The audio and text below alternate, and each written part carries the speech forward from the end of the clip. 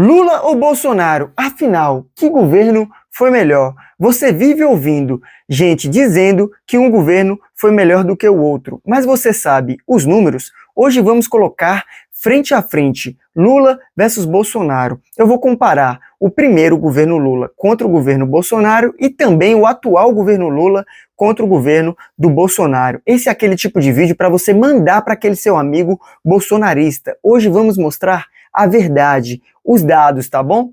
Então vamos começar. Primeiro vamos comparar o governo Lula de 2003 contra o governo Bolsonaro. O site que eu estou utilizando aqui para verificar as informações, os dados, é o IE, Instituto de Economia. Gente, são dados oficiais, tá bom? Não adianta ficar com raivinha não, bolsonarista, você pode pesquisar, tá? Então tá aqui, ó, dimensões da economia brasileira, renda, emprego e desigualdade nos governos Lula a Bolsonaro. Primeiro vamos comparar o crescimento do PIB, tá bom? Então tá aqui, ó, crescimento do PIB no governo Lula e no governo Bolsonaro, que estagnou, né? Não teve crescimento. Afirma-se com frequência que o governo Lula teria sido favorecido pela conjuntura internacional. Tem gente que fala que o governo Lula só teve crescimento econômico por conta do boom das commodities. Gente, é lógico que influenciou, mas não foi só por conta disso, tá? E vocês vão poder ver aqui. Enquanto o governo Bolsonaro teria sido prejudicado. Tal argumento tem um problema. Embora seja correto afirmar que a taxa de crescimento da economia mundial foi maior entre 2003 a 2010, o desempenho brasileiro nesse período foi superior à média, tendo sido inferior à média durante o governo Bolsonaro. De fato, o crescimento anual médio do PIB com Lula foi de 4,05%, superior à média mundial de 2,73%. O contrário aconteceu no governo Bolsonaro. O crescimento anual médio do PIB com Bolsonaro foi de 1,12%, gente, inferior à média mundial de 1,95%. Então tem pessoa que vai falar, mas você quer comparar os governos, no governo Bolsonaro teve pandemia. Sim, mas teve pandemia no mundo todo, e a média mundial do crescimento econômico foi de 1,95%, e aqui no Brasil foi de 1,12%, ou seja, foi abaixo da média mundial, gente. Não adianta passar pano. Agora vamos falar de volume de vendas do comércio, tá? Tá aqui o gráfico, ó, tá bom? A disparidade verificada no volume de vendas ao comércio também se verifica na produção fiscal industrial de bens de consumo, indicando que a produção local foi estimulada pelo crescimento da demanda efetiva, ao contrário do que o argumento pré-keynesiano defende. Enquanto a produção industrial de bens de consumo cresceu em 32% no governo de Lula, ela caiu 8% no governo Bolsonaro. Tá aqui, gente, o gráfico, tá bom? São dados oficiais, bolsoloides, não adianta, tá? Agora vamos falar do crescimento do salário mínimo, né? Porque no governo Bolsonaro não teve aumento real do salário mínimo durante todo o seu governo, gente. Foi 4 anos com o salário mínimo congelado, tá bom? Aqui, ó, menos 2%, não teve crescimento do salário mínimo, tá? O crescimento do salário mínimo em termos reais, corrigidos pelo INPC, pode ser traduzido em termos de cesta básicas, calculada pelo DIEC. Por esse critério, o aumento do poder de compra do salário mínimo foi de 46% nos 2 mandatos de Lula, enquanto cai 26% no governo Bolsonaro. Agora vamos falar de preço médio da gasolina, valores deflacionados para setembro de 2022 pelo IPCA, média móvel de 12 meses. Olha aqui, no governo Lula, a gasolina caiu 6%, e no governo Bolsonaro teve um aumento de 18%, gente. Pelo amor de Deus, tá? Aí vamos falar de taxa de desocupação, tá bom? Olha aqui, ó, o gráfico no governo Lula, no governo Bolsonaro. O aumento do rendimento salarial nos governos Lula não impediu o crescimento acelerado do emprego formal, embora ele tenha custos de contratação maiores do que o emprego informal. O próprio aumento da demanda efetiva associado à inclusão dos trabalhadores em novos mercados de consumo contribuiu para o aumento do emprego, em uma dinâmica virtuosa. Então tá aí, gente, tá bom? Estoque de empregos formais, ó, no governo Lula, ó, a estagnação no governo Bolsonaro, gente. Assim, o aumento do emprego formal e da remuneração salarial contribuiu para a redução da desigualdade de renda, medida pelo índice de Gini, tanto pela renda domiciliar quanto pelas rendas do trabalho. A renda domiciliar é aquela que capta a totalidade de rendimentos e não apenas aqueles vinculados ao trabalho. Gente, sem falar que no governo Lula, ele tirou o país do mapa da fome. E no governo Bolsonaro, o país voltou de novo para o mapa da fome. As pessoas estavam na fila de ossos no governo Bolsonaro porque não tinha dinheiro para comprar carne, gente, tá? Olha aqui a desigualdade de renda, tá? Índice de Gini. Acho que é assim que se fala, tá, gente? Desculpa se eu não souber pronunciar alguns nomes aqui, tá? Já o índice de Gini para a renda de todos os trabalhos indica que a elevação do piso salarial reduziu a desigualdade entre trabalhadores. Ainda que a elevação do piso possa ter induzido aumento também nas faixas salariais mais altas, isso provavelmente não ocorreu na mesma proporção da elevação do piso. De qualquer modo, ao contrário do que se alega em argumentos liberais e neoliberais, as políticas de redução da desigualdade não prejudicaram o crescimento do PIB nem do emprego nos governos de Lula, tá?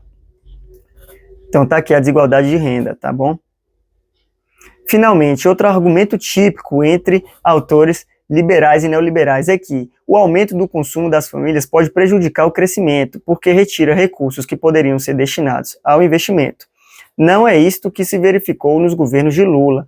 A taxa de investimento em relação ao PIB cresceu em relação ao governo anterior, em conjunto com a ampliação do consumo, para 19% do PIB. Já no governo Bolsonaro, as políticas orientadas para ampliar o investimento em prejuízo da remuneração e dos direitos do trabalho e da proteção do meio ambiente não surtiram efeito significativo, de modo que a taxa de investimento média ficou em apenas 17,3% do PIB. Gente, mais uma vez, são dados oficiais. Investimento médio por governo. Então tá aqui, ó. No governo FHC, 17,9%, governo Lula, 19%, governo Dilma, 20%. Me surpreendeu, tá? Governo Dilma teve mais investimento que no governo Lula, por PIB, né? E governo Temer, 14%, e governo Bolsonaro, 17,3%, tá? Então os dados estão aí, gente. No primeiro governo Lula, o país chegou a ser a sexta maior economia do mundo, gente, ultrapassando até a França. No governo Bolsonaro, caiu para a 12ª. E agora, nesse governo Lula atualmente, está retomando de novo. Fora isso, gente, teve os programas sociais, né, criados no governo Lula. No governo Bolsonaro não teve um programa social criado, gente. O Auxílio Brasil é imitação do Bolsa Família. O Casa Verde e Amarela é imitação do Minha Casa Minha Vida. E mesmo assim também não teve o mesmo impacto. Casa Verde e Amarela entregou bem menos casas do que o Minha Casa Minha Vida. Olha isso daqui, gente. Programas sociais e econômicos criados no governo Lula. FIES, Pronatec, ProUni, Ciência Sem Fronteiras, Mais Médicos, Farmácia Popular. Se hoje você pega um remédio de graça, gente, foi graças ao Lula, por conta do Farmácia Popular, tá bom? Minha Casa Minha Vida, Bolsa Família, Luz para Todos, transposição do Rio São Francisco, que o Bolsonaro fala que concluiu a transposição do Rio São Francisco. Gente, ele terminou 3% da obra. É ridículo, né? Pelo amor de Deus. Ferrovia Norte-Sul, Ferrovia Transnordestina, aumento do salário mínimo acima da inflação, Água para Todos, Brasil Sorridente, Pronaf, o FAT, Programa Brasil Sem Miséria, Bolsa Atleta, Bolsa Estiagem, Bolsa Verde, Bolsa Escola, Brasil Carinhoso, Pontos de Cultura, Programa Biodiesel, o SUS, que não foi criado no governo Lula, mas teve o maior investimento no governo Lula, SAMU, UPAs, Saúde da Família, Casa da Mulher Brasileira. Que tem muito, gente. Eu falei aqui, eu vou ficar o dia todo. Mas teve muita coisa, gente. O BRICS agora, criação do MEI, foi no governo Lula. Tem isso também, microempreendedor individual. Você que é contra o governo Lula. Programa Cultura Viva, Programa Mais Cultura nas Escolas, redução de 79% do desmatamento da Amazônia brasileira, aumento em mais de 50% da extensão total da área florestal protegida, liderança mundial, ou seja, gente, é muito programa. O governo Lula implementou muitas coisas, não tem comparação. Mas enfim, né? Vamos comparar agora o atual governo, porque deve ter bolsonarista aí se doendo, falando que, o primeiro governo Lula foi bom. Mas então esse atual governo é bem pior do que o governo Bolsonaro. Vamos ver então? Então vamos lá, pessoal.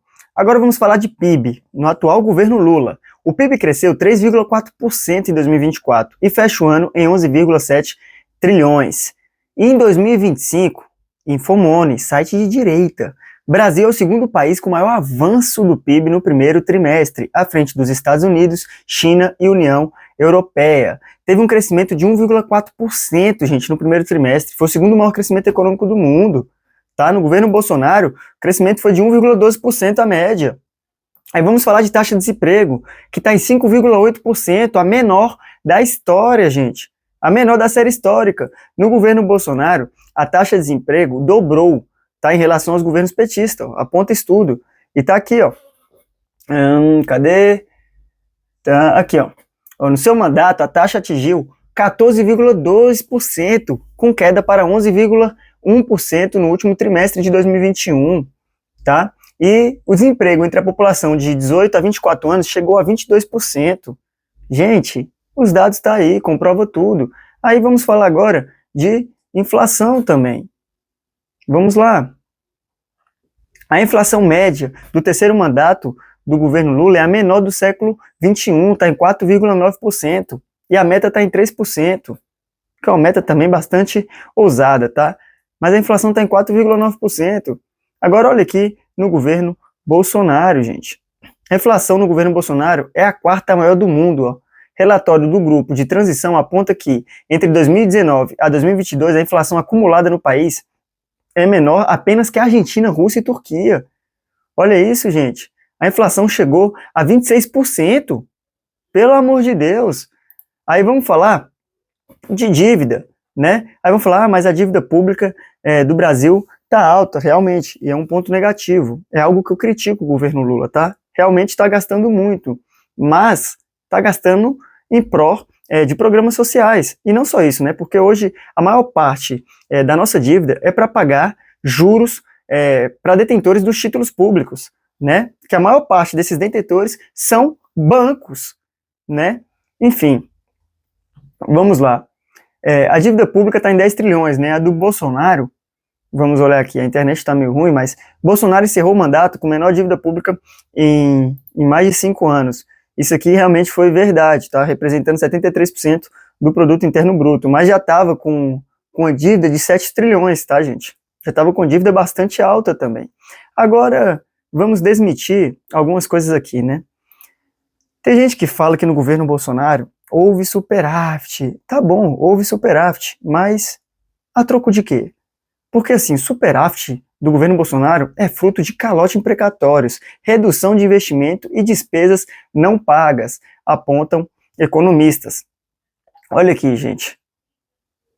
O superávit de 54 bilhões que o ex-presidente Jair Bolsonaro alega ter deixado nas contas públicas é fruto de manobras fiscais e de uma maquiagem nas contas públicas, afirmam economistas.